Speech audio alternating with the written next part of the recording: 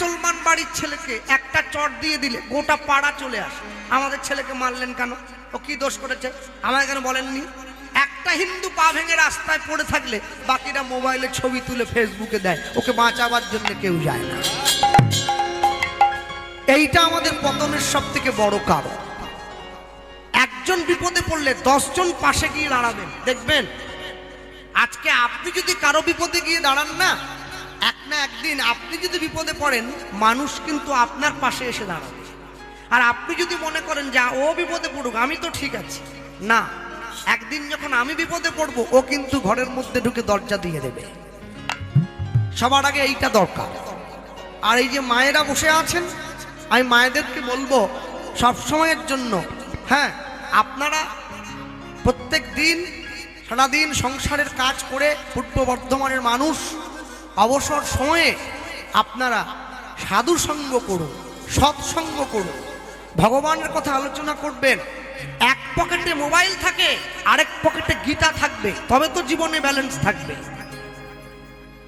সপ্তাহে একদিন করে মাছ মাংস খাওয়া হয়, সপ্তাহে একদিন করে মন্দিরে গিয়ে প্রসাদ খাওয়া হবে, তবে তো জীবনে ব্যালেন্স থাকবে। মাসে একদিন করে বাড়ির সবাই মিলে পিকনিক করতে যায়, মাসে একদিন করে বাড়ির সবাই মিলে কীর্তন শুনতে যাবেন, তবে তো জীবনে ব্যালেন্স থাকবে। মানুষ মরে যাওয়ার পরে বুকের উপরে গীতা দিয়ে লাভ নাই, বেঁচে থাকতে থাকতে গীতা একটু পড়তে হবে। ভালো লাগুক আর না লাগুক রোজ খাবেন তিতা, ইচ্ছা করুক আর না করুক রোজ পড়বেন গীতা। ভালো লাগুক আর না লাগুক। এটা 10 বছরের মুসলমান বাড়ির ছেলে প্রতি শুক্রবার করে লুঙ্গি পরে, পাঞ্জাবি পরে, টুপি পরে মসজিদে যায়, কেন? নামাজ পড়তে যায়। ওকে ডেকে জিজ্ঞাসা করুন কি বলবে, নামাজ পড়তে যাচ্ছি। চলে যাওয়ার পরে নিজের মনকে প্রশ্ন করুন কি বলে গেল, নামাজ, নামাজ, নাম আজ, কালকে নয়, আজ। 10 বছরের ছেলে আজ থেকে নামাজ পড়ছে, আল্লাহকে ডাকে, খোদাকে ডাকে। আর হিন্দু বাড়িতে একটা 80 বছরের বয়স্ক ঠাকুমা, তাকে তুলসীর মালা পড়তে বললে সে বলে আমার এখনো অনেক দেরি আছে। মালা পড়বেন প্রত্যেকে, সবাই তুলসীর মালা পড়বেন। লোকে আমাকে বলে দাদা আমি যে মাছ খাচ্ছি, যা ইচ্ছা তাই খান, আমি বলে গেলাম খোলা মঞ্চে প্রচার করে যাচ্ছি, তুলসীর মালা পড়বেন। আকাশের শোভা চাঁদ, চাঁদের শোভা তারা, বৃন্দাবনে কৃষ্ণ শোভা, নদীয়ার শোভা গোরা, গ্রামের শোভা বাড়ি আর রাস্তার শোভা গাড়ি, মুসলমানের শোভা তার বড় বড় দাড়ি। এই এত বাঙালি হিন্দুরা সংসারে পড়ে ভোগ করে কত জ্বালা, তবু তারা গলায় দেয় না দুপে তুলসীর মালা।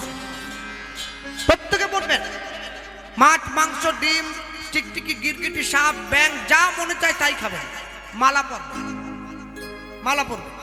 যারা আমিষ খাচ্ছেন মালাটা কণ্ঠের থেকে নামিয়ে পড়বেন, যারা নিরামিষ খাচ্ছেন কণ্ঠের সঙ্গে লাগিয়ে পড়বেন, তবে পড়বেন কেন? লাইনে দাঁড়ান তবে তো ডাক পাবেন, অনেক লম্বা লাইন আছে, পড়তে হবে। আর যে সমস্ত মা মেয়েদের, মা বোনেদের লজ্জা পায় মালা পড়তে, তাদের জন্য বুদ্ধি বলে গেলাম, রাত্রিবেলা ঘুমানোর সময় মালা পরে ঘুমোবে, কেউ দেখতে পেল না, কাজের কাজ হচ্ছে। সকালবেলা ঘুম থেকে উঠে মালা খুলে আবার বালিশের তলে রেখে বাইরে বেরোবে, কেউ জানলো না। একদিন, 2 দিন, 3 দিন, 4 দিন, 5 দিন, 6 দিন, 7 দিন, 8 দিনের দিন দেখবেন গলার মালা গলায় রয়ে গেছে, আপনি বাইরে এসে গেছেন।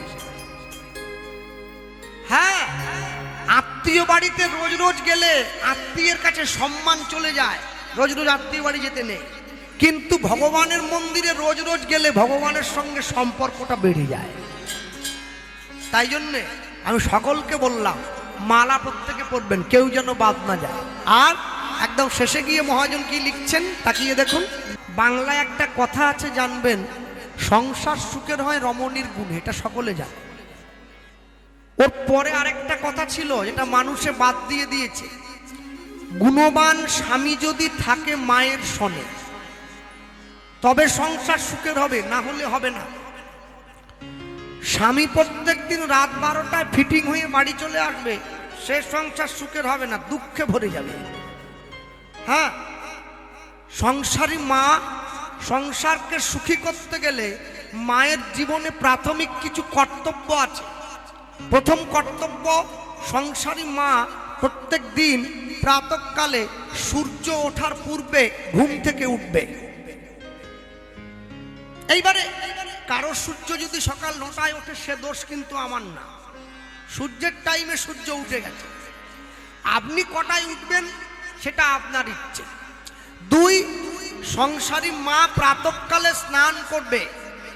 শাস্ত্রে 4 রকমের স্নানের কথা বলা আছে। ভোর 3টে থেকে সকাল 6টা পর্যন্ত যারা স্নান করে তারা হচ্ছে দেবতা। সকাল 6টা থেকে সকাল 9টা পর্যন্ত যারা স্নান করে তারা হচ্ছে সাধু মুনি ঋষি বৈষ্ণব। সকাল 9টা থেকে বেলা 12টা পর্যন্ত যারা স্নান করে তারা হচ্ছে মানুষ। বেলা 12টা থেকে বেলা 3টের মধ্যে যারা স্নান করে ওই সময়টাকে বলা হয়েছে পশু স্নান, তারা পশু। না না, এটা লেখা আছে, পড়ে বলে দিলাম। এবারে যখন চান টান ব্যক্তিগত মিলিয়ে নেন সকলে। সংসারী মায়ের দ্বিতীয় কর্তব্য, সংসারী মায়ের তৃতীয় কর্তব্য, সংসারী মা ভগবানকে সেবা দিয়ে প্রত্যেক দিন প্রসাদ গ্রহণ করবে। ভগবান গীতায় বললেন যে আমাকে না দিয়ে খায় সে চুরি করে খায়, সে চোর। আচ্ছা বলুন, যারা বসে আছেন এখানে ভগবানকে ভালোবাসেন বলেই তো কীর্তন শুনতে এসেছেন, নাহলে কেন আসবেন? প্রত্যেকের বাড়িতে ছোট হোক বড় হোক একটা মন্দির আছে, ছোট যার যেরকম ক্ষমতা। এখন মন্দিরে ঠাকুর বসানো আছে, কালী হোক, কৃষ্ণ হোক, গৌর হোক, নিতাই হোক, রাধা গোবিন্দ হোক, ঠাকুর আছে। আচ্ছা বলুন, যে মন্দিরটা আপনি বাড়িতে তৈরি করলেন লক্ষ টাকা খরচা করে, ইট বালি সিমেন্ট টাইলস মার্বেল পাথর দিয়ে, সেই মন্দিরটার দাম বেশি না যে মন্দিরটা ভগবান দিয়ে পাঠিয়েছে সেই মন্দিরটার দাম বেশি? সকলেই বলবে এক বাক্যে এইটার দাম বেশি। কেন? এইটা ছিল বলে তো ওইটা তৈরি হয়েছে। যা আছে ব্রহ্মাণ্ডে তা আছে দেহভাণ্ডে। তাই যদি হয় তাহলে যে মন্দির আপনি তৈরি করলেন ইট বালি সিমেন্ট দিয়ে, সেই মন্দিরে প্রত্যেকদিন সন্ধেবেলায় কি জ্বালানো হয়? ধূপ, ধুনো, প্রদীপ। যে মন্দির আপনি তৈরি করলেন সেই মন্দিরে ধূপ জ্বালালেন, আর যেই মন্দির ভগবান দিয়ে পাঠালো সেই মন্দিরে বান্ডিল বান্ডিল বিড়ি জ্বালাচ্ছেন। কেউ কেউ আবার খৈনিও জ্বালায়, কাটা খৈনি, মানে যার যেটা ভালো লাগছে। যে মন্দিরে পাথরের ঠাকুর বসে আছে, যে মন্দিরে কাঠের ঠাকুর বসে আছে, যে মন্দিরে পেতলের রাধা গোবিন্দ বসে আছে, সেই মন্দিরে ভগবানকে ভোগ দেয় আলু ভাজা, উচ্চ ভাজা আর বড়ি ভাজা। প্রেমানন্দে ভোজন করেন নদী আরো রাজা, ভজপতি তো উদ্ধারণ শ্রী গৌর। দেখবেন কীর্তন হয়। যে মন্দিরে কাঠের ঠাকুর বসে আছে সেই মন্দিরে আলু উচ্ছ ভাজা দিয়ে ভগবানকে ভোগ দিচ্ছে, শুক্তো দিচ্ছে, শাক দিচ্ছে। আর যেই হৃদয় মন্দিরে সাক্ষাৎ ভগবান বসে আছে সেই মন্দিরে কেজি কেজি মুরগির মাংস ঢুকিয়ে যাচ্ছে। হ্যাঁ, মানুষের অন্তর থেকে ঈশ্বরের সত্তা অবলুপ্ত হলে মনুষ্যত্ব পশুত্বে পরিণত হবে। কেন বললাম? যার টাকা নেই সে ভগবানকে ডাকছে, আমায় টাকা দাও খেয়ে বাঁচি। যার টাকা আছে সে তো টাকা বাথরুমে রেখে দিয়ে জেলে গিয়ে বসে আছে, সে ভগবানকে ডাকছে, আমাকে জেল থেকে ছাড়ি দাও। ভগবান বলে আমি কোন দিকে যাব? তোমাকে দেইনি, তুমি ডাকছো, ওকে দিয়েছি, ও ডাকছে। মাঝখানে গরিব কীর্তনের দল পড়ে গেছে। আর যারা একদমই ডাকবেনি ভেবেছিল ওরা তো স্কুল মাস্টার, দেখেছেন তো, পথে শুয়ে আছে। ওরা ভেবেছিল চাকরি যখন পেয়ে গেছি আর ঠাকুরের দরকার নেই। পাওয়ার আগে পর্যন্ত অনেক ডাকা টাকা করে নিয়েছি, অনেক দণ্ডি টন্ডি খেটেছি, অনেক মাথা পাতা ঠুকেছি, আর দরকার নেই। একবার যখন চাকরি পেয়েছি আমাদের ধরে কে? এখন তো থাক আর বলবো। তবে মায়েদের নেশা কেটেছে, এটা শুধু বর্ধমান না, গোটা পশ্চিমবাংলা। যে মায়েদের ঘরে মেয়ে আছে বলে মাস্টার ছাড়া জীবন নেই। এক ওষুধের নেশা কেটে গেছে। হ্যাঁ, একসঙ্গে 26,000। হ্যাঁ, তবে যারা প্রাইমারি চাকরি টাকরি করতেছেন তারা বেতন গুছিয়ে রাখুন, কোন মুহূর্তে কাজে আসবে বলা যাবে না, সামনে রাখতে হবে।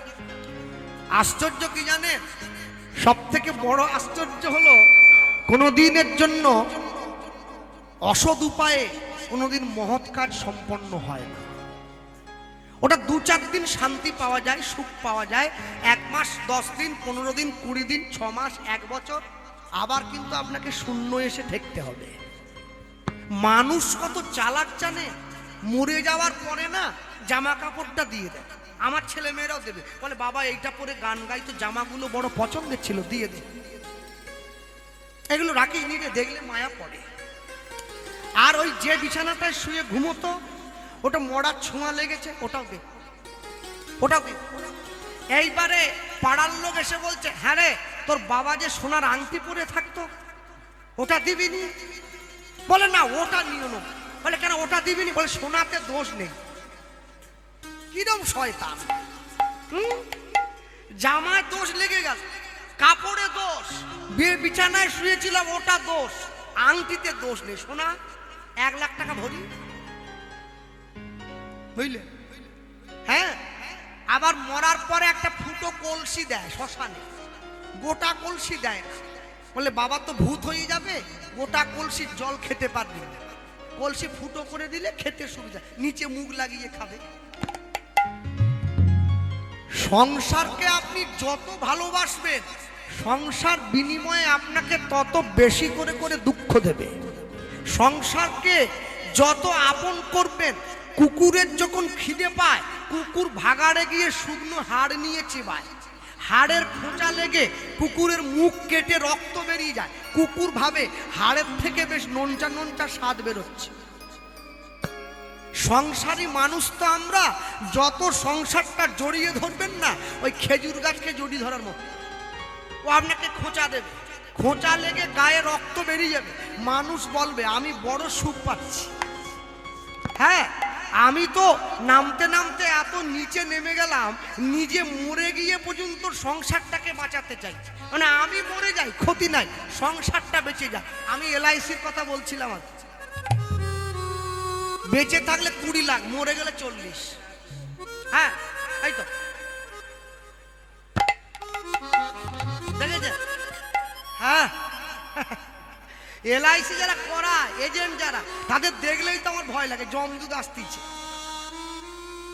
হ্যাঁ, ডেথ সার্টিফিকেট সাথে নিয়ে করে ওনারা এইরকম বড় কাগজ একটা, বলে স্যার সই করুন। আরে কে? বলে আপনি মরে গেলে আপনার গিন্নি পাবে 40 লাখ টাকা। যেদিন থেকে ও জানতে পেরেছে নমিনি আমি, ওকে করা হয়েছে, ঠাকুরকে ফোন দিচ্ছে, আমার স্বামীকে উঠি না, স্বামী উঠে গেলে আমি 40 পাবো। আরে যে টাকা আমি ভোগ করতে পারবো না, ও দিয়ে করবো কি? আমি যদি মরে গেলাম, টাকা কি ধুয়ে খাবো? এমনি বললেও করবো না। মনে রাখবেন, মনুষ্য জীব তো আমরা, সব সময়ের জন্য একটা জিনিস মনে রাখতে হয়, শুকনো খোলার উপরে কালো বালিটা দিয়ে চাল দিয়ে নাড়া দিলে মুড়ি হয়, আর যখন তেলের উপরে ময়দাটা বেলে ছেড়ে দেন তখন লুচি হয়। হয়তো লুচিটা যদি ফুলে ওঠে তখনই গৃহস্থ কিভাবে ভালো লুচি হচ্ছে। এখন একটা লুচিতে তো হয় না, বড় থালাতে মিনিমাম 4টে লুচি। এখন লুচি তো ফুলে উঠেছে, যার সামনে দেয়া হয়েছে সে দেখছে আর জায়গা নেই থালায়, তখন কি করে বলুন তো? ফোলাটাকে কমাচ্ছে, খুঁজে দিলে হাওয়াটা বেরিয়ে যাবে, চুপসে পড়বে, আবার 3টে দেবে। মানুষের যখন মরার সময় হয়, পতনের সময় হয়, মানুষও ফুলে ওঠে। ভগবান তাকে খুঁচিয়ে দিতে হবে একটু, অহংকারে ফুলে উঠেছে, একটু খুঁচিয়ে দিল, কমে গেল। 1 বার 2 বার 3 বার, 4 বারের বার আর সুযোগ নেই, সোজা নিয়ে চলে যাবে, আর সুযোগ হবে না। স্বামীর সঙ্গে এক সংসারে থাকতে গিয়ে মা হয়ে গিয়েছিল সন্তান সম্ভবা মা। যেদিন থেকে মাতৃগর্ভে সন্তান এসেছে, মা ভগবানকে নয়নের জলটা দিচ্ছে, প্রভু তুমি আশীর্বাদ করবে, কখনো যেন আমার সন্তান যেই হোক, ছেলে হোক চাই মেয়ে, ও যেন কৃষ্ণ ভক্ত হতে পারে।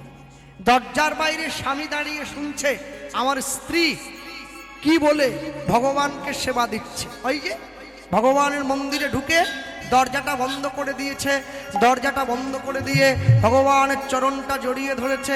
এই ভগবানের চরণটা জড়িয়ে ধরে কি বলল? একটি সন্তান দিও গো আমার তোমার সেবার তরে, একটি ধ্বনি হরিব দিও গো আমার তোমার সেবার তারে একটি সন্তান দিও গো আমায় তোমার সেবার তরে। একটি সন্তান দিও গো আমায় তোমার সেবার তারে আর কোনদিন চাইব না গো ও গো আর কোনদিন চাইব না গো কিছুই তোমার দাবে। একটি সন্তান দিও গো মোরে তোমার সেবার তারে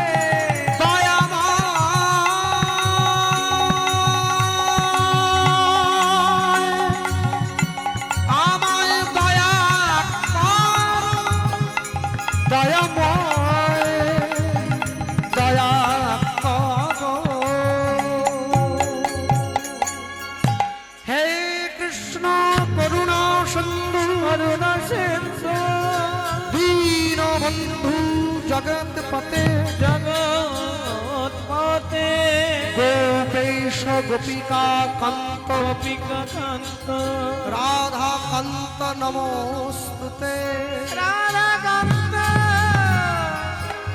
নমস্তুতে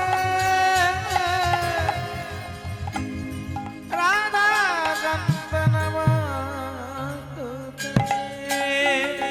সেই ভগবানকে প্রণাম করে উঠে দাঁড়িয়েছে, দরজার বাইরে স্বামী দরজায় টোকা দিচ্ছে, শিলাবতী দরজা খোলো, শিলাবতী দরজা খুলে দাও। ছুটে গিয়ে দরজা দেখি তুমি চমকে উঠল, দরজার বাইরে স্বামী দাঁড়িয়ে আছে, হাতটা বাড়িয়ে দিয়েছে। এগো তুমি যে মন্দিরের মধ্যে ঢুকে ভগবানকে সেবা দিচ্ছিলে, ভগবানের মন্দিরে ভগবানকে সেবা দিচ্ছিলে, আমাকে প্রসাদ দাও। স্বামী হাতটা বাড়িয়ে দিয়েছে, আর যেই সনাতন দাস হাতটা বাড়িয়ে দিয়েছে, শিলাবতী হাতে প্রসাদটা দিয়েছে। হাতে প্রসাদটা পাওয়া মাত্র শিলাবতীর স্বামী বলে উঠছে, শোনো তুমি মন্দির থেকে পুজো করে বেরোলে, তোমাকে একটা মনের কথা বলার আছে, আমি বলবো? হ্যাঁ বলো। বলছিলাম কি, আগামীকাল সকালবেলায় আমি গয়া যুদ্ধে যাত্রা করব। না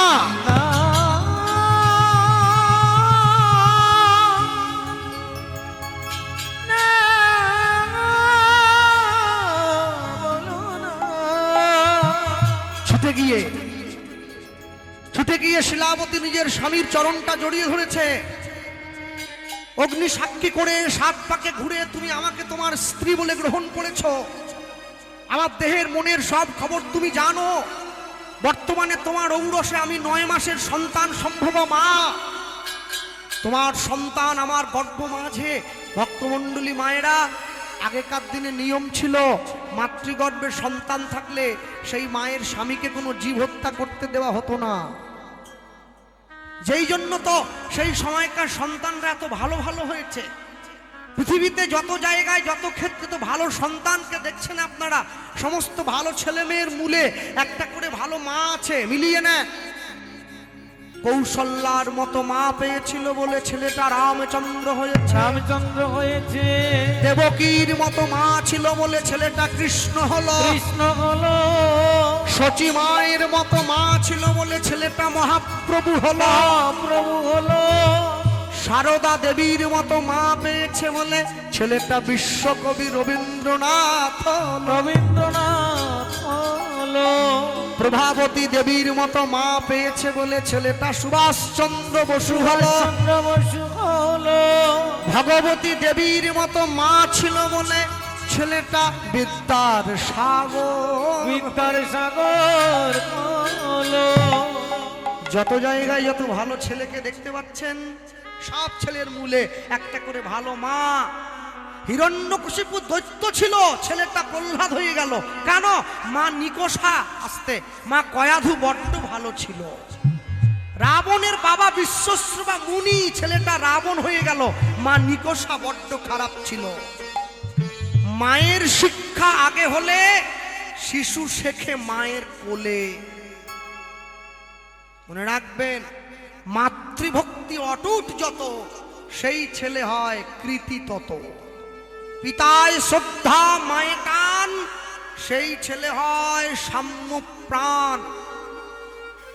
গাছের গোড়া যদি ভালো হয় ফল ভালো হবে, ফল ভালো হবে। কলের লিয়ার যদি ভালো হয় জল ভালো হবে, জল ভালো হবে। মা যদি ভালো হয় তার ছেলে ভালো হবেই হবে। ভালো হবেই হবে। মাকে ভালো হতে হবে।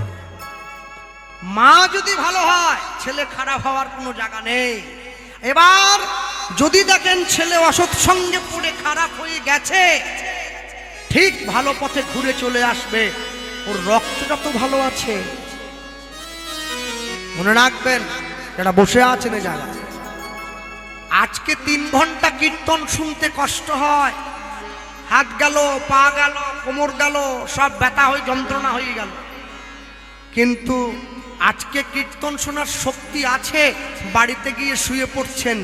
এমন একটা দিন আসবে যেদিন শুনতে চাইবেন কিন্তু শুনতে পারবেন না, শক্তি থাকবে না। সেদিন কি হবে? সেদিন কি হবে? লটারির টিকিট কাটছে সবাই, সবাই পাবে না, পাবে যে কোনো একজন। ভগবানকে ডাকছে সবাই, সবাই পাবে না, পাবে মাত্র কয়েকজন। হ্যাঁ, যে বুঝেছে সে মজেছে, না বুঝেছে ভালো আছে, আধা বুঝে প্রাণ চলে গেছে। ভক্তমণ্ডলী, ভক্তিমতী মায়েরা, আরেকটা ভালো খবর দিয়ে রাখি, আমাদের দীঘায় একটা জগন্নাথ মন্দির হয়েছে, শুনেছেন তো? গিয়েছেন? আছেন? জগন্নাথ মন্দির দেখে আসবেন। আমি নিমন্ত্রণ দিয়ে গেলাম, পূর্ব মেদিনীপুর, একদম সমুদ্রের পাড়ে। তবে পশ্চিমবঙ্গে, ভারতবর্ষের মাটিতে সনাতন ধর্ম রক্ষার জন্য মন্দিরের বড় দরকার। এটা ভালো জিনিস, আরো হোক। তবে দয়া করে দীঘার জগন্নাথ মন্দির আবার পুরীর জগন্নাথ ধামের সঙ্গে যেন তুলনা করে ফেলবেন না। পুরী কিন্তু জগন্নাথ মন্দির নয়, পুরী জগন্নাথের ধাম। আর দীঘা জগন্নাথের ধাম নয়, দীঘা হচ্ছে জগন্নাথের মন্দির। হ্যাঁ, দুটোকে এক করলে হয় না। আপনারা বলতেই পারেন ভগবান তো সব জায়গায় বিরাজমান, ভগবান সব জায়গায় বিরাজমান, এটা ঠিক, কিন্তু কোনো কোনো জায়গায় বিশেষভাবে বিরাজমান। সেই জন্য জায়গাটাকে ধাম বলে বলা হয়। রামেশ্বরম, বদ্রীনাথ, দ্বারকা, পুরী, 4টে হচ্ছে ধাম। ভগবান সব জায়গায়। জামালপুরেও ভগবান আছে, নেই বলেছে? এখানেও আছে। জামালপুরে ভগবান না থাকলে এইরকম খোলা মঞ্চে, এইরকম ফাঁকা মাঠে লোক কীর্তন শুনে রাত 10টার সময়। আমি মেদিনীপুরে কোনো দিকে দেখি ফাঁকা জায়গায় কেউ থাকবে না। আছে বলে তো শুনছে, নাকি এমনি হবে? মনে রাখবেন, কিন্তু ভগবানের মহিমা বিশেষ বিশেষ জায়গা, বিশেষ বিশেষ স্থান, কাল, পাত্র ভেদে প্রচার হয়েছে। তাই জন্য আমি সবসময়ের জন্য বলবো, আপনারা যারা বসে আছেন প্রত্যেকে বিবেকানন্দের কথা অনুসরণ করে গর্ব করে বলবেন আমি হিন্দু। লুকিয়ে নয়, ভয় পেয়ে নয়, গর্ব করে বলবেন। ভক্তমণ্ডলী মায়েরা, ভগবানের মন্দিরে বসে ভগবানের সম্মুখে দাঁড়িয়ে সনাতন দাস নিজের স্ত্রীকে কথা দিল, শোনো, আমি 7 দিনের জন্য গয়া যুদ্ধে যাব, আর যদি যুদ্ধক্ষেত্রে গিয়ে আমার মৃত্যু হয়, আমি তথাপিও কোনো জীব হত্যা করবো না, আমি জীব হত্যা করবো না, আমি জীব হত্যা করবো না। স্ত্রীকে বুঝিয়ে স্বামী যুদ্ধে চলে গেছে। 7 দিন পরে মা সকালবেলায় রান্না করে ভগবানকে ভোগ দিয়ে প্রসাদ নিয়ে বসে আছে। স্বামী এলে একসঙ্গে দুজনায় প্রসাদ পাবে। সকাল গড়িয়ে দুপুর হলো, দুপুর গড়িয়ে বিকেল হলো, বিকেল গড়িয়ে সন্ধে হয়ে গেল, স্বামী এলো না। সন্ধেবেলায় মা যখন তুলসী তলায় প্রদীপটা নিয়ে দিতে গেল, মায়ের হাত থেকে সন্ধ্যা প্রদীপটা মাটিতে পড়ে গেল। লোক মুখে সংবাদ এলো, মা শিলাবতী, আজকে 7 দিনের গয়া যুদ্ধে তোমার স্বামী তোমায় ছেড়ে সারা জীবনের জন্য বিদায় নিল। দয়াময়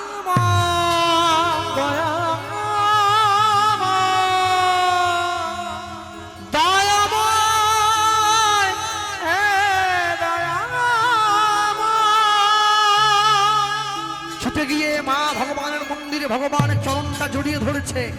আমি কোনোদিন তোমায় কষ্ট দেইনি, আমি কোনোদিন তোমায় দুঃখ দেইনি, আমি কোনোদিন তোমায় কষ্ট দেই নাই, তবে কেন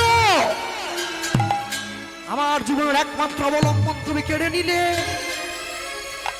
মা, কষ্ট না করলে কি কৃষ্ণ পাওয়া যায়? কষ্ট পেলে তবেই তো কৃষ্ণ মেলে, না হলে মিলবে কেন? পাড়ার লোকেদের কাছে মা গিয়ে জিজ্ঞাসা করছে, তোমরা বলো আমার জীবনের উপায় কি? পাড়ার লোকেরা বলছে, মা জানো, এই জগতে যার কেউ নেই তার ভগবান আছে। ভাবছো বসে চলবে কিসে? তুমি ভাববার কে? তোমার ভাবনা যিনি ভাবছেন তুমি ভাবো তাকে। হ্যাঁ, পাড়াতে মা কীর্তন শুনতে গিয়েছে, মা শুনছে আষাঢ় মাসে জগন্নাথ দেবের রথের উপরে কেউ যদি জগন্নাথ বলরাম সুভদ্রাকে দর্শন করে, সে তার মৃত্যুর পরে জগন্নাথের চরণে গিয়ে ঠাঁই পায়। পাড়ার লোকদের সঙ্গে করে মা যাচ্ছে জগন্নাথ দর্শন, পাড়ার লোকদের সাথে নিয়ে পুরীধাম জগন্নাথে, আর মুখে বলতে বলতে যায়, পথ চলিতে আর বলিতে, পথ চলিতে। মনে রাখবেন, মানুষকে দিয়ে কোনোদিন শেষ করতে পারবেন না। ভগবান দিলে ফুরোয় না, মানুষ দিলে কুলোয় না।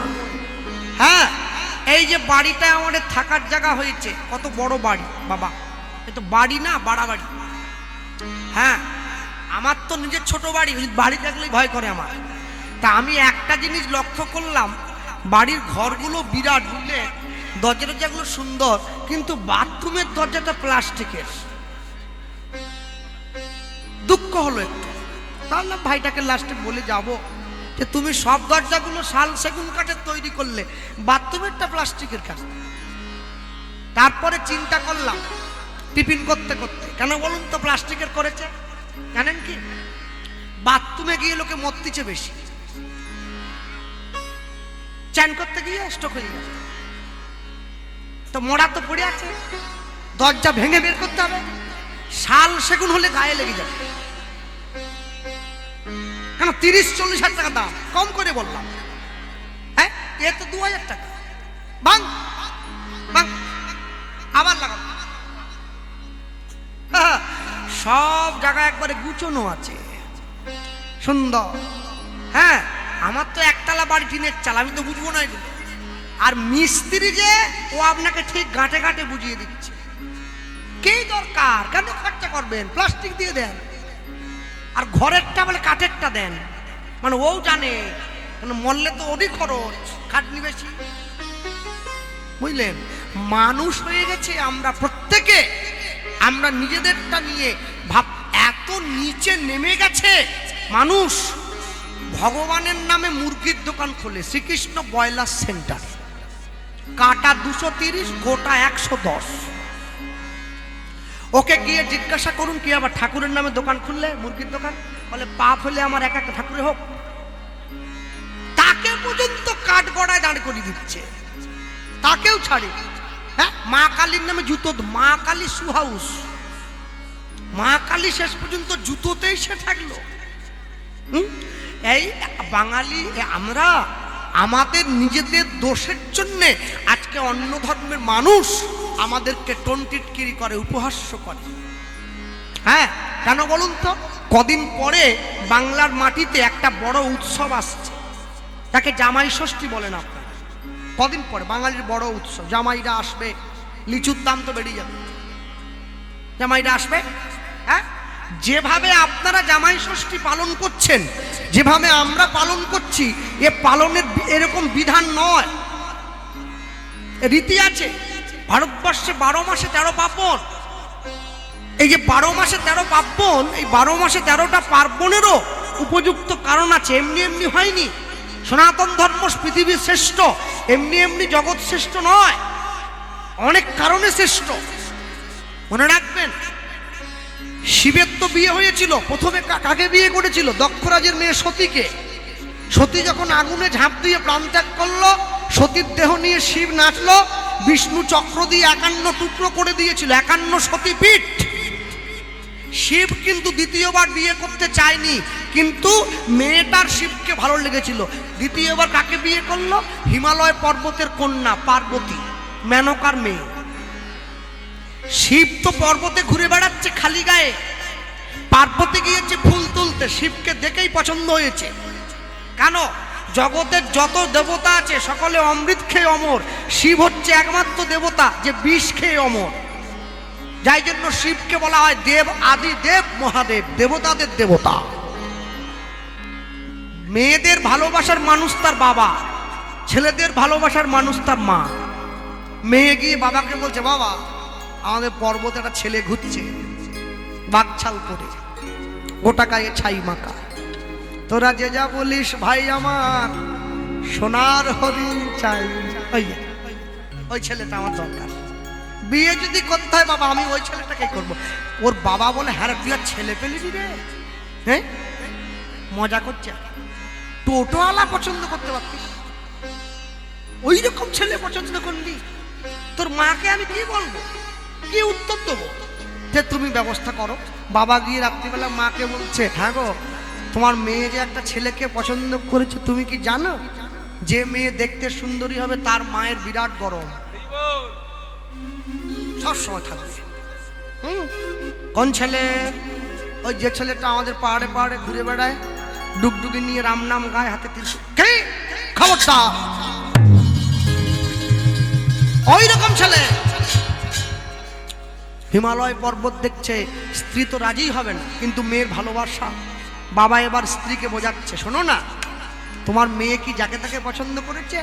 কেন তুমি কি এমন দেখলে? আর দেখলাম না, গোটা ত্রিভুবনে যদি অন্ধকার হয়ে যায়, কারেন্ট চলে যায়, তোমার জামাই বাড়িতে সব সময় আলো। কেন? তোমার জামাইয়ের কপালে চাঁদ ফিট করা আছে, ইলেকট্রিক বিলও লাগবে না, আলোও জ্বলবে। মেয়ের মা বলছে, তুমি তো বুদ্ধিটা মন্দ বলনি, একটু এগিয়েছে। কেউ যদি সাবমার্সিবলের জল না পায়, গোটা পূর্ব বর্ধমান, মেদিনীপুর, পশ্চিমবাংলা কেউ জল পাবে না, তোমার মেয়ে বাড়িতে সব সময় জল। হ্যাঁ তোমার জামাইয়ের জটায় একবারে গঙ্গা ফিট, সবসময় বলছি কত লাগবে জল ওঠে। আর সব থেকে বড় কথা, তোমার মেয়ের কোনো কাপড় টাপড় কাচার ঝামেলা জামাই তো পরেই, বাঘ ছাল করে, একটা ছাল পটে যাবে আর একটা বাঘ ধরে ছাল ছিঁড়ে দিয়ে দেবো, আবার অসুবিধা। আর বিয়েতে তোমার জামাইকে কোনো সোনা গয়না কিচ্ছু দরকার নেই, কটা সাপ ধরে দিয়ে দেবো বাস। আর যারা আসবে বরযাত্রী সব তো ভূত, নন্দী ভিঙ্গি সব ভূত পেট সব, ওদেরকে যা খাওয়াবো তাই ভালো বলবে, কোনো চিন্তা নেই। এইবারে তো পার্বতী এই যখনই মেনকা শুনেছে রাজি হয়েছে। পরে যখন মা জানতে পারেছিল যে আমার জামাই তো যে সে জামাই নয়, দেবাদিদেব মহাদেব কণ্ঠে বিষ ধরে রেখেছে, যার জন্য তার নাম নীলকণ্ঠ, মৃত্যুঞ্জয়, মৃত্যুকে জয় করেছেন যিনি, তখন নিজের স্বামীকে বলেছিল, তুমি যাও, আমি তাকে চিনতে পারিনি, আমার ঘরে নিমন্ত্রণ দাও, আমি জামাইকে নিমন্ত্রণ করবো, নিজে হাতে রান্না করে জামাইকে খাওয়াবো, পা ধুইয়ে দেবো, নিজের মাথার চুল দিয়ে জামাইয়ের পাটা মুছিয়ে দেবো, ক্ষমা চাইবো, বাবা আমার অন্যায় হয়ে গেছে, তুমি ক্ষমা করে দিও আমায়। যেই দিনটা হিমালয় পর্বত দেবাদিদেব মহাদেবকে নিমন্ত্রণ দিয়ে বাড়িতে সেবা দিয়েছিল, ওই দিনটা ছিল ষষ্ঠী তিথির দিন। পুরাণ মতে সেই দিনটা ভারতবর্ষে সনাতন হিন্দু ধর্মের বাঙালি সমাজ আজও পর্যন্ত জামাই ষষ্ঠী বলে পালন করে। হরি বল, হরি বল। জামাই ষষ্ঠী মানে জামাইকে নিয়ে এসে শুধু গোটা খাসির ঠ্যাং একবার ঢুকে দেওয়া নয়, বুঝে শুনে দিতে হবে তো। হ্যাঁ কেন হলো, কি জন্য পালন হচ্ছে বুঝে করো। অনেক পৌরাণিক কারণ আছে, তার মধ্যে এটিও একটি। ভক্তমণ্ডলী ভক্তিমতী মায়েরা সবাই যখন মাকে ফেলে দিয়ে পালিয়ে গেছে, অনেকক্ষণ পরে মায়ের যখন জ্ঞান ফিরেছে, মা তাকিয়ে দেখছে একটা পুত্র সন্তানের জন্ম দিয়েছে। মায়ের মনে যত কষ্টই থাক, ছেলে মেয়ের মুখ দেখলে মায়েরা সব দুঃখ ভুলে গিয়ে তাকে আপন ভেবে বুকে জড়িয়ে ধরে। এই মায়ের ক্ষেত্রে উল্টো হলো, নিজের ছেলেটাকে কোলে নিয়ে বলে উঠলো, এমন একটা ছেলের জন্ম দিলাম যে জন্মানোর আগে আমার স্বামীকে মারলো।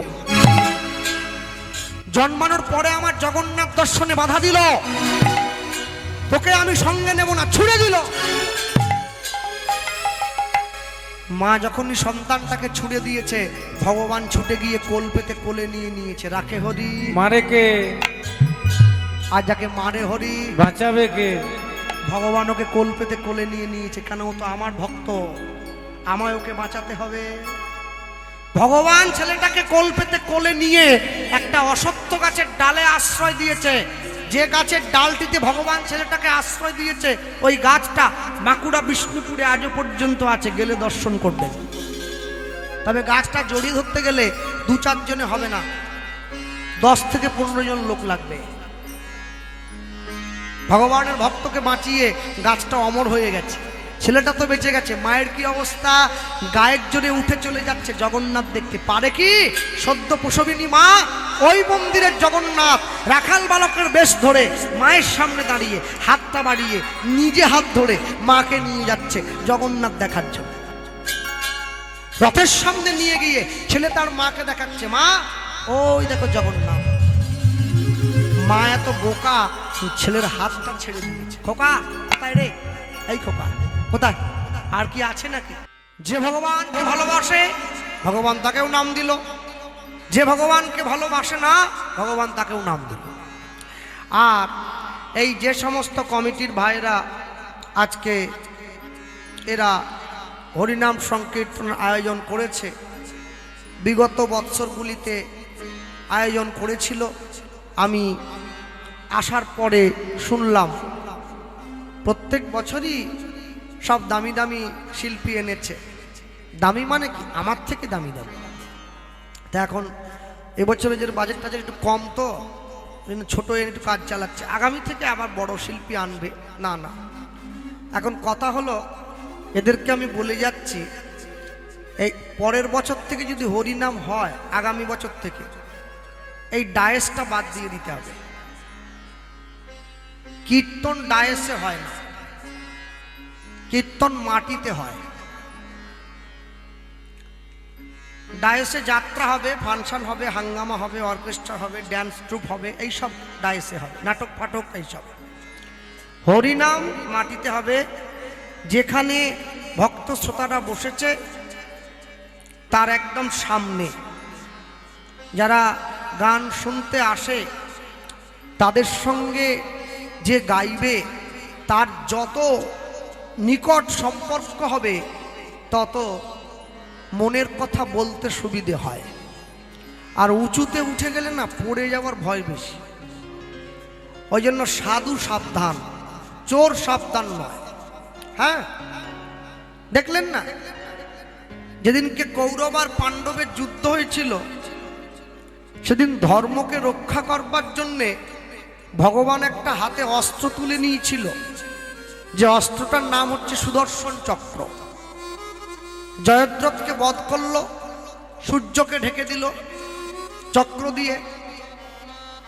তা বারবার ধরে এই সুদর্শন চক্রটা আমাদের জীবনে কাজে এলো যখনই ধর্মকে রক্ষা করার জন্যে অধর্মের বিরুদ্ধে লড়াই হলো। আজকে ভারত আর পাকিস্তানের যুদ্ধ হলো, অপারেশন সিন্দুর নাকি একটা নাম হয়েছিল। তো সেই যুদ্ধেও সন্ত্রাসীদের মুক্ত করার জন্যে, সন্ত্রাসীদেরকে হত্যা করবার জন্যে, অধর্মের বিনাশ করবার জন্যে বর্তমান ভারতবর্ষ একটা অস্ত্র তুলে নিয়েছিল হাতে, যার নাম ছিল সেই সুদর্শন চক্র। হরি বল, হরি বল। আরেকটা আশ্চর্য, যেদিনকে মধ্যরাত্রি পর্যন্ত যুদ্ধ হলো, পরের দিন সকালবেলায় মায়াপুর ইস্কন মন্দিরে ভগবানের আরতির সময় দেখা গেল ভগবানের হাতে বাঁশি নেই, খালি হাতে ভগবান দাঁড়িয়ে আছে। কোথাও যেন আমরা ইঙ্গিত পাই এখনো পর্যন্ত ভারতবর্ষে সনাতনী হিন্দুদেরকে রক্ষা করবার জন্য ঈশ্বর বিরাজমান। তবে যারা বসে আছেন এই জায়গায়, আমি সবাইকে বলবো, সাপ যদি কামড় দিতে আসে, সাপকে বলবেন একটা মালা পর, একটু তিলক কর, একটু জয়নিতাই বল, একটু খিচুড়ি খা। সাপকে বললে এ শুনবে না, কেননা চোরা নাহি শুনে ধর্মের বাণী। সাপকে সাপের মতো করে জবাব দিতে হবে। আর আমি সকলকে বলবো, কামড়াতে বলিনি, কিন্তু ফোঁস তো করবেন। শাস্ত্র যদি না পড়েন সংসার হারিয়ে ফেলবেন, অস্ত্র যদি না ওঠান রাষ্ট্র হারিয়ে ফেলবেন। হ্যাঁ, জীবনে দুটোরই দরকার, একটা শাস্ত্র, একটা অস্ত্র। তবে অস্ত্র হত্যা করার জন্য, কাকে? অধর্মকে বিনাশ করার জন্য ধরতে হয়, ধর্মকে রক্ষা করবার জন্য। মনে রাখবেন, যারা এই জায়গায় বসে আছেন, ভগবান সবাইকে সবটা পূরণ করে দিয়ে পাঠায় না। প্রত্যেকটি মানুষের জীবনে, প্রত্যেকটি জীবের জীবনে অপূর্ণতা আছে। কেন অপূর্ণতা আছে বলেই পূর্ণতার স্বাদ আমরা উপভোগ করি। গরু কিন্তু দুধ দেয় না, আমরা জোর করে কেড়ে নেই। গরুর ইচ্ছা নেই যে মানুষকে দুধ দেব। গরু জানে আমার বাছুরে শুধু খাবে, মানুষ খাবে না, আমরা জোর করে নিলাম। কয় বাঘও তো দুধ দেয়, যাও 2 আনো দেখি। সিংহও তো দুধ দেয়, যাও 2 আনো। পারবে না। কেন? ওদের দুধ দুইতে গেলে ওরা তোমাকেই ওর খাবার বানিয়ে ফেলবে। গরু যেহেতু অবলা, তাই তাকে সহজেই দোয়ানো যায়, দুটো চড়চাপড় দিয়ে, ছড়ির ঘা দিয়ে। এখান থেকে আমরা শিক্ষা পাই, সমাজে দুর্বলের উপরে অত্যাচার বারংবার ধরে নেমে আসে। আপনি সবল হন, অত্যাচার হবে না। তাহলে হিন্দুরা কি সবল নয়? গায়ের জোর নেই, এই তো ভাইটা পুলিশ, বিরাট জোর।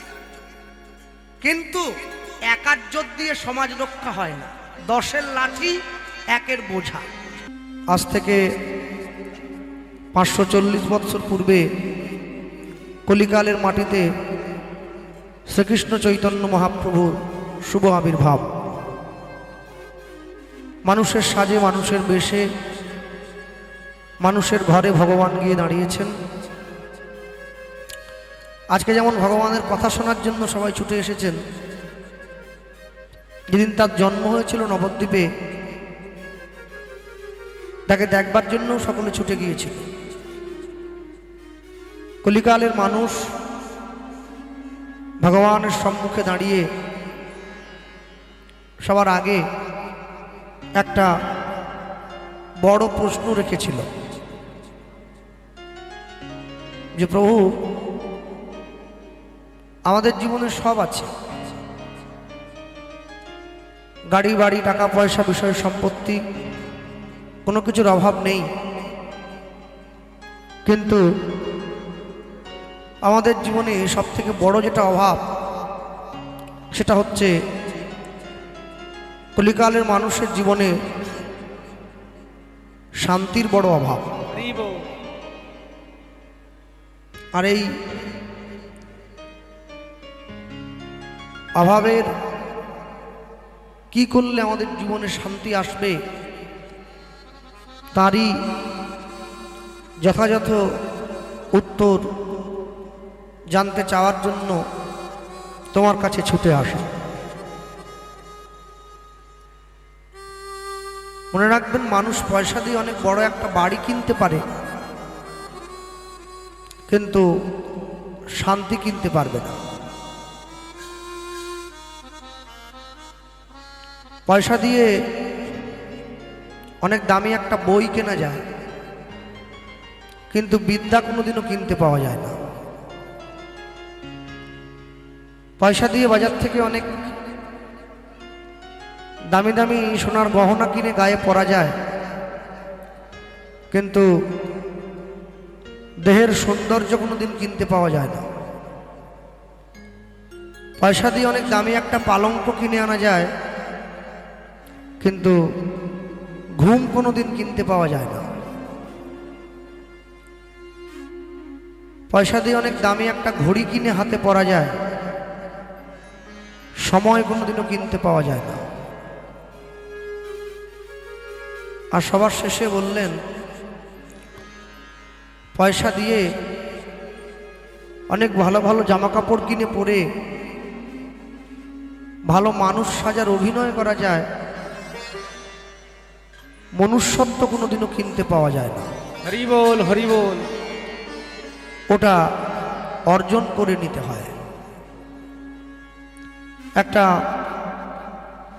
বিড়ালের পেট থেকে যে শিশুটার জন্ম হয়েছে ওটা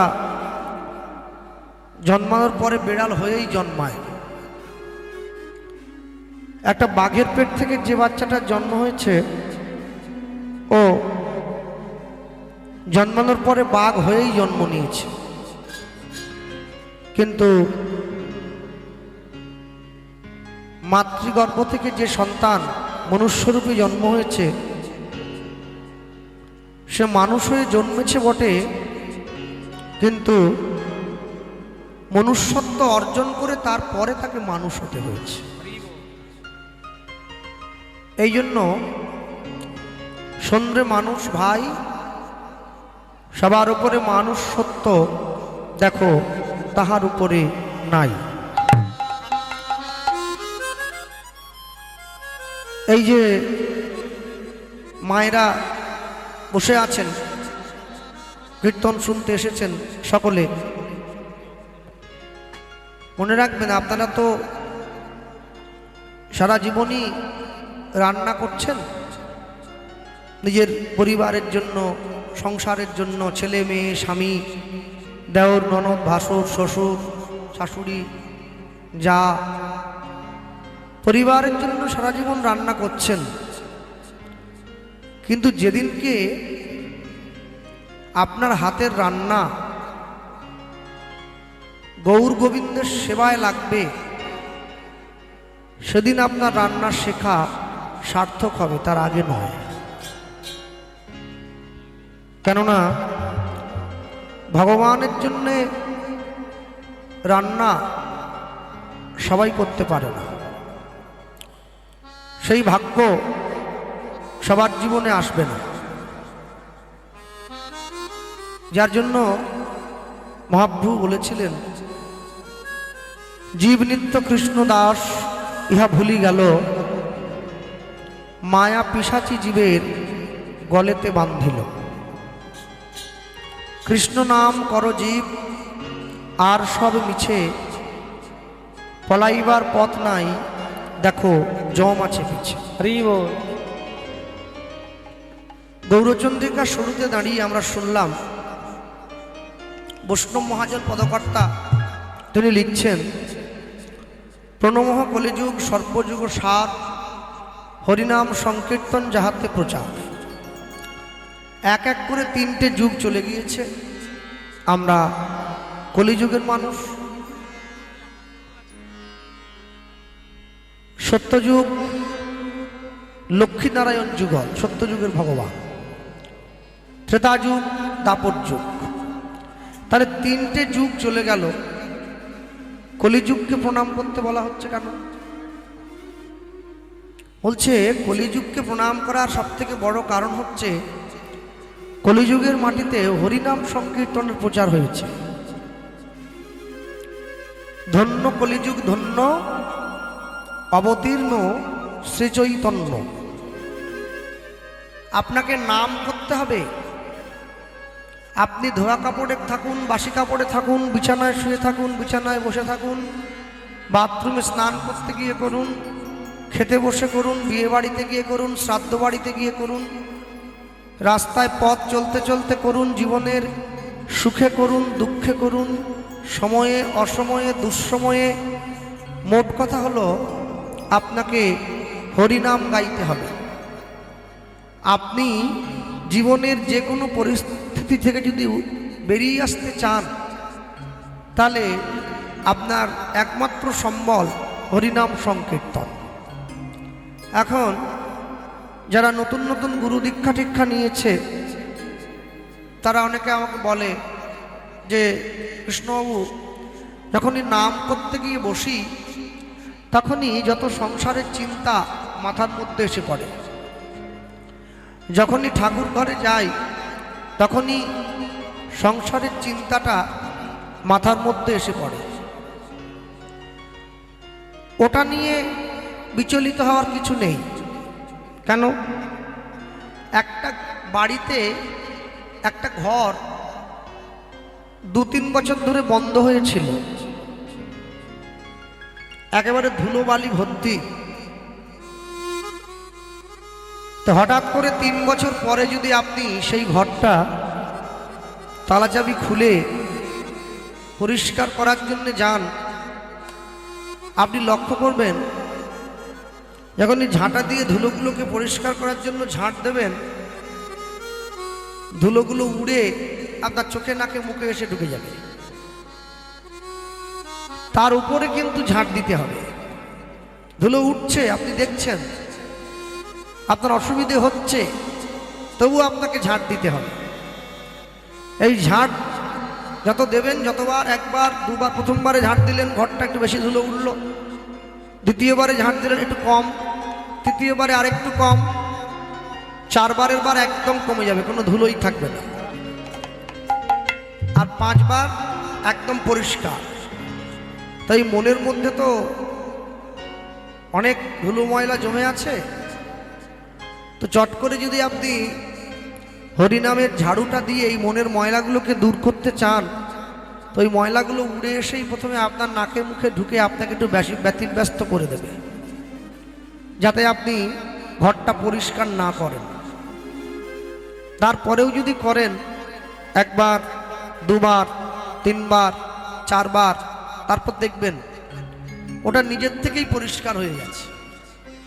হ্যাঁ, আর এই যে মায়েরা বসে আছে হরিনামে, এখন মায়েদের সংখ্যা বেশি।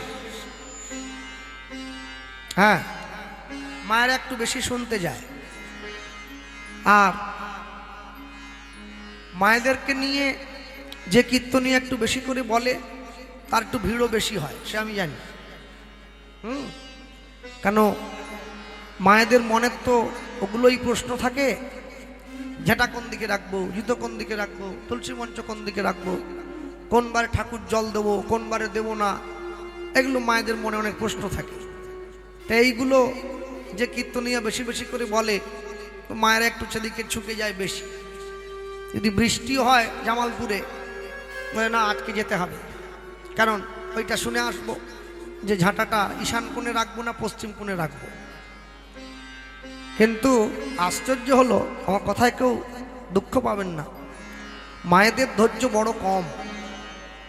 আমি এই জন্য কথাটা বললাম, কোনো হরিসভায় যদি 500 জন বাবা বসে থাকে, তা ওই 500 জনের মধ্যে 10 জন উঠে যায়, 490 জন থাকে। কিন্তু কোনো হরিসভায় যদি 500 মায়েরা বসে থাকে, তো শেষ পর্যন্ত ওই 500 জনকে ধরে রাখা এ বিরাট ব্যাপার। কারণ মায়েরা তো একা ওঠে না, দল টল নিয়ে চলে যায়, 8-10 জন করে যায়। আর মায়েদের ধৈর্য বড় কম। কেন? কলিকালের মায়েরা মাংস বেশি খায়, একটু কটু কথা বলে, তারপরে নারী জাতির সব থেকে বড় যে আভূষণ লজ্জা, মায়েদের লজ্জা বড় কম। নিজ দেহ পরপুরুষকে প্রদর্শন করে, মাথার চুল বাজারে বিক্রি করে, যার জন্য ধৈর্যচ্যুতি ঘটে যাচ্ছে আস্তে আস্তে করে। আর সব থেকে বড় কথা হলো, বাড়ির বাবা যেরকম সংসারের বাইরেটা লক্ষ্য রাখে, মা সেই রকম করে ভেতরটা লক্ষ্য রাখে। হ্যাঁ, এই জন্য মায়েদেরকে লক্ষ্মী বলা হয়। তা লক্ষ্মী যদি সংসারের লক্ষ্য রাখতে গিয়ে তার নিজের গুণবত্তা নষ্ট করে ফেলে, সেই জায়গায় কিন্তু সংসার খুব একটা সুন্দর চলবে না, টালমাটাল হয়ে যাবে। হ্যাঁ, নদীতে নৌকোটা ততক্ষণই ঠিকঠাক চলে যতক্ষণ নদীটা স্থির থাকে। নদী যখন উথাল পাথাল হয়, নৌকোটা কিন্তু আর স্থির চলতে পারে না। তাই সংসারের মায়েরা যদি উথাল পাথাল হয়ে যায়, সংসারটাও ওই রকম আকুলি বিকুলি হবে, সমুদ্রের মধ্যে পড়ে। বৈষ্ণব মহাজন লিখছেন যে কলিযুগের মাটিতে চৈতন্য মহাপ্রভু এলেন কলিযুগের জীবকে হরিনাম সংকীর্তন দেওয়ার জন্য। কিন্তু বাকি যুগেও তো ভগবান এসেছেন।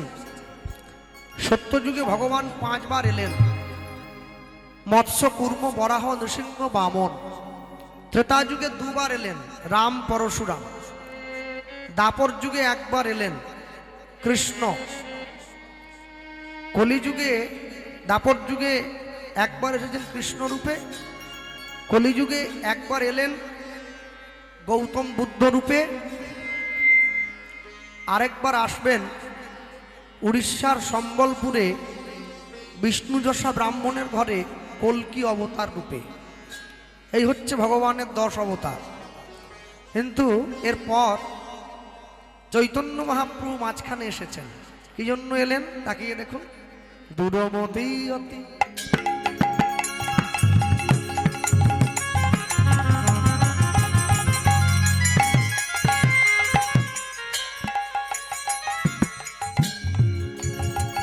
দূরমতি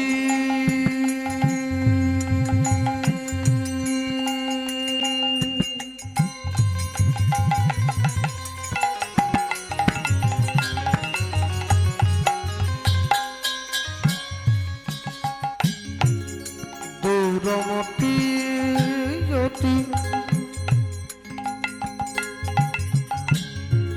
অতি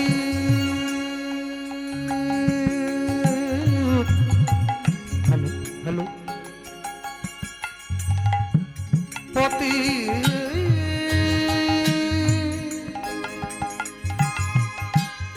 পতিত পাষণ্ডী ওই না দূরমতি মতি।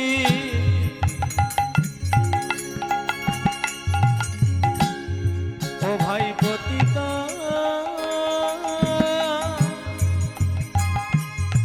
পাষণ্ডী।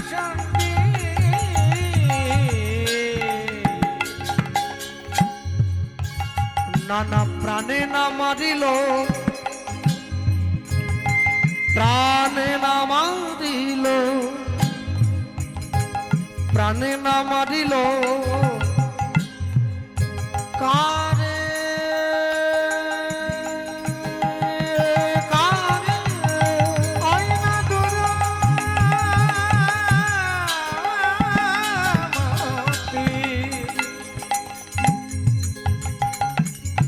ও ভাই পতিত পাষণ্ডী।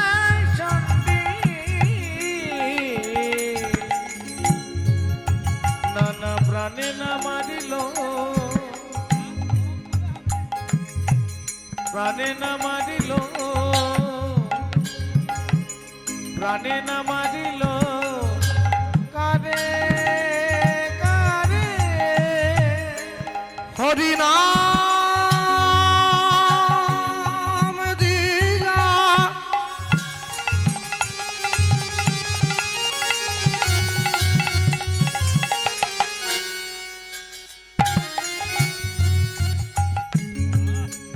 জীবের হৃদয় শোধিল,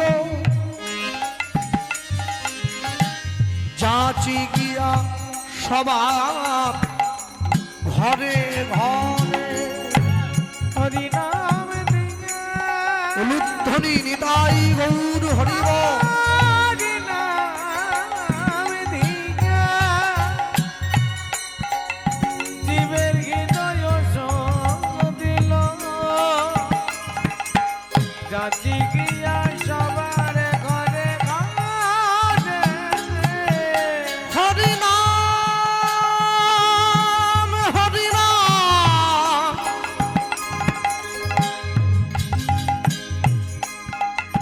হরিনাম দিয়া জীবের হৃদয় শোধিল, যাচি গিয়া সবার ঘরে ঘরে। দেখো হরিনাম দিয়া, হরিনাম দিয়া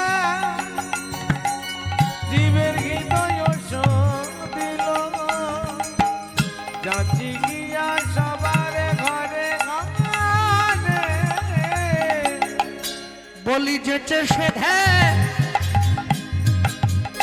হরিনাম দিল, সেজে যেচে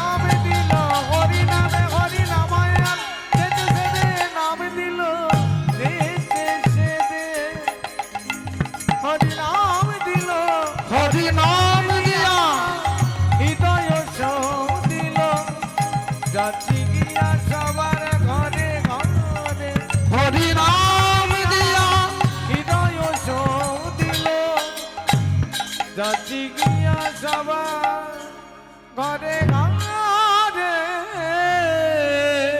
একটু হাত তোলা যায়, একটু তালি দেওয়া যায়। পথ চলিতে আর বলিতে উলুধ্বনি, পথ চলিতে আর বলিতে তোমরা গাও গাও কৃষ্ণ নাম, মধুর নাম, হরি নাম। তোমরা গাও কৃষ্ণ নাম। যে মায়ের একজন দিকে বসে আছে অন্ধকারে, এই কোন করে সোজা, কি ভাবছো? দেখতে পাচ্ছি না আমি, তুলে থাকো, ক্যামেরা চলছে। এ তো নিতাইয়ের ক্যামেরা, চিত্তগুপ্তের ক্যামেরা চলছে। হাত যে না তুলবে আমি যাওয়ার সময় কমিটিকে বলে যাব, সে লক্ষ্মীর ভান্ডার পাবেনি। হ্যাঁ দাও, তুমি গাও গাও কৃষ্ণ নাম, মধুর নাম, হরি নাম, উলুধ্বনি। তুমি গাও কৃষ্ণ নাম, মধুর নাম, হরি নাম। পথ চলিতে আর বলিতে হরিব, পথ চলিতে আর বলিতে সম্মুখে আধার রাত্রি, অগ তুমি যে পথ যাত্রী। বাহু তুলে বলো, প্রেম সে আধার রাত্রি, ওগো তুমি যে আহা, পথ যাত্রী। অগ সম্মুখে আধার রাত্রি, অগ তুমি যে পথ যাত্রী। সম্মুখে আধার রাত্রি, ওগো তুমি যে পথ যাত্রী। কথা বলিতে তার না, পথে চলিতে তার নাম, কভু বিপদে তার নাম। পথ চলিতে হরিব আর বলিতে, পথ চলিতে আর বলিতে তুমি গাও গাও কৃষ্ণ নাম, মধুর নাম, হরি নাম। তুমি গাও কৃষ্ণ নাম, মধুর নাম, হরি নাম। পথ চলিতে আর বলিতে, পথ চলিতে আর বলিতে, পথ চলিতে আর বলিতে, পথ চলিতে আর বলিতে কৃষ্ণ নাম, কৃষ্ণ নাম, মধুর নাম, মধুর নাম। হরি। ছিল মায়ের হাত ধরে সেই ছেলে গেল রথের উপর, উলুধ্বনি। ছিল মায়ে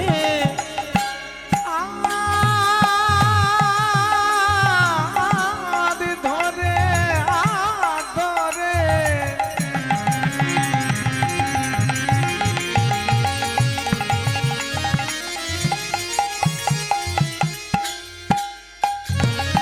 সেই ছেলে গেল রথের উপরে,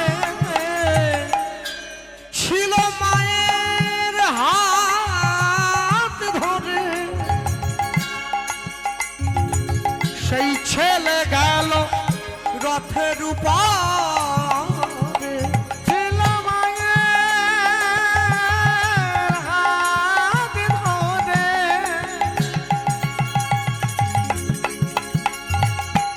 সেই ছেলে গেল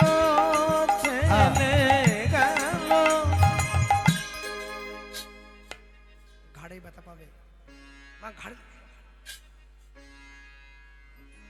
ঘাড়ে লেগে যাবে। ছিল মায়ের হাত ধরে সেই ছেলে গেল রথের উপরে ছিল মায়ের হাত ধরে সেই ছেলে গেল রথের উপরে বলি জয় জগন্নাথ নাম হইল, জয় জগন্নাথ নাম হইল মায়ের জগন্নাথ চরণে ঠাই যে হলো, জয় জগন্নাথ নাম হলো মায়ের জগন্নাথ চরণে ঠাই যে হলো, জয় জগন্নাথ নাম হলো এবার বদন ভরে হরি বলো, জয় জগন্নাথ নাম হলো বদন ভরে হরি বলো, জয় জগন্নাথ নাম হলো, জয় জগন্নাথ নাম হলো, জয় জগন্নাথ নাম হলো, জয় জগন্নাথ নাম হলো। মায়ের তো জগন্নাথ চরণে ঠাই হয়ে গেল, ছেলেটার কি অবস্থা? ছেড়ে গেলে চলবে না, গাছের ডালে আটকে গিয়েছে। ছেলে মেয়ে জন্মাবার পরে মুখে একটু মধু দিতে হয়, ভগবান দেখছে মধু দিতে হবে। যেখানে আটকে গিয়েছিল ওই সোজা গাছের উপরে একটা মৌচাকের জন্ম দিয়েছে, আর যে জন্মটা দিয়েছে ওই মৌচাক থেকে মধু চক্র।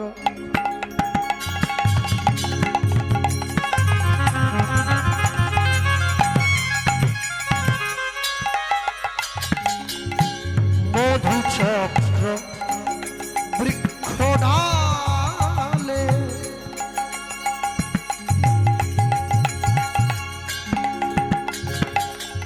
ওগো সৃজন করিল,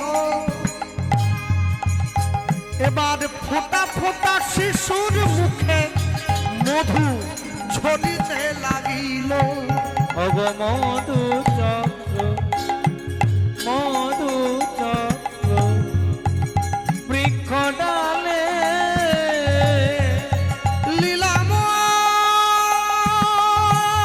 লীলাময় লীলাময়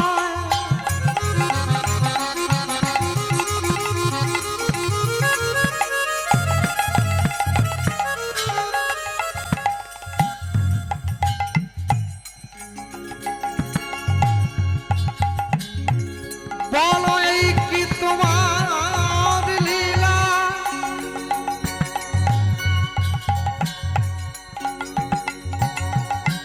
তুমি কারে বা হাসাও কারে বা কাঁদাও, তোমার লীলা বোঝা বড় ভার।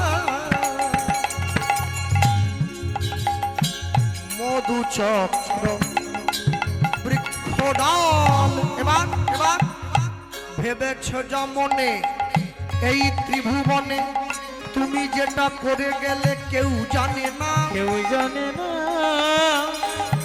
তুমি যেটা করে গেলে আসিয়া হেথায় চিত্রগুপ্ত লিখছে দেখো নিজেরও খাতায়, নিজেরও খাতায় বড় সাবধানে চলো মন হও হুঁশিয়ার, হুঁশিয়ার বেলা তোমার আসছে ডুবে নামছে অন্ধকার, নামছে অন্ধকার মানুষ দেবতা হয় হয় অবতার, হয় অবতার মানুষের কুলে কলঙ্কের কালি লাগায় নয়া, লাগায় নয়া, লটারিতে কেউ পায় কোটি কোটি টাকা, কোটি কোটি টাকা, কেউ বা বাবা মায়ের জমানো সম্পত্তি জুয়া খেলতে গিয়ে করে ফাঁকা, জুয়া খেলতে গিয়ে করে ফাঁকা, এটাই তোমার ভাগ্যের খেলা, ওই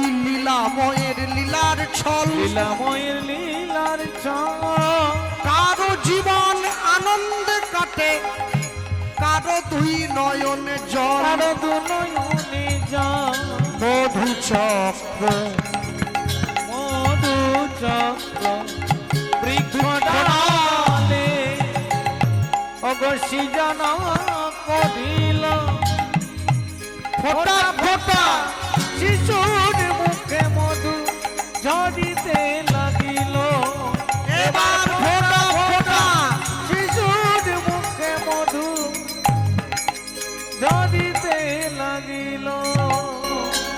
মধু দিয়ে তো ভগবান ওর খিদেটা মিটিয়ে দিয়েছে। এমন সময় ভগবান দূর থেকে তাকিয়ে দেখছে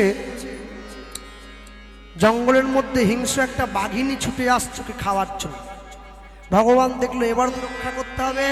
যেই বাঘিনী ছুটে এসেছে ভগবান কি করলো, বাঘিনীর হিংসাত্মক মনটা কেড়ে নিয়ে বাৎসল্য প্রেমটা বাড়িয়ে দিল।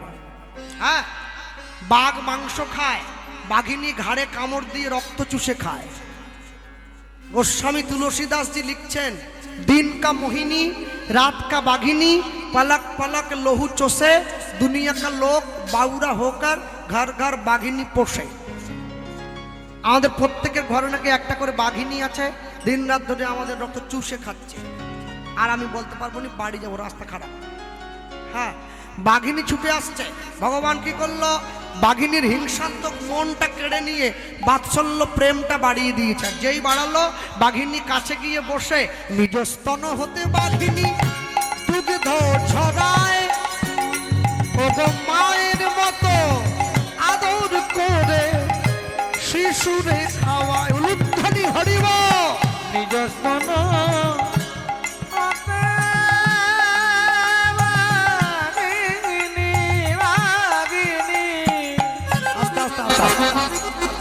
কেউ ছটপট করবেন না, যেমন ধৈর্য ধরে বসে আছেন বসুন। এই কমিটির ভাইয়েরা, এই হরিসভা, এটা কি আপনাদের গ্রামের কীর্তন?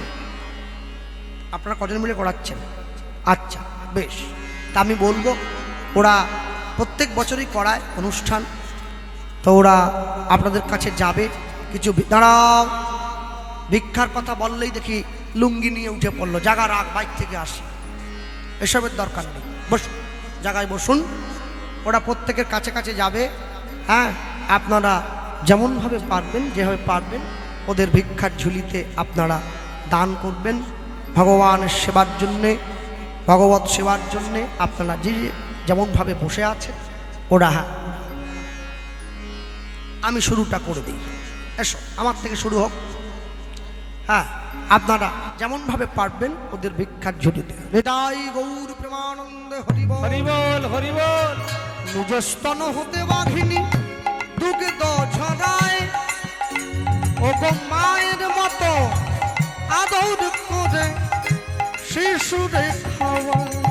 ওগো মায়ের মতো আদর করে শিশুরে খাওয়ায়। ওগো মায়ের মতো আদর করে শিশুরে খাওয়ায়। ওগো মায়ের মতো আদর করে শিশুরে খাওয়ায়। বলি এই তো লীলার বৈশিষ্ট্যতা, লীলার বই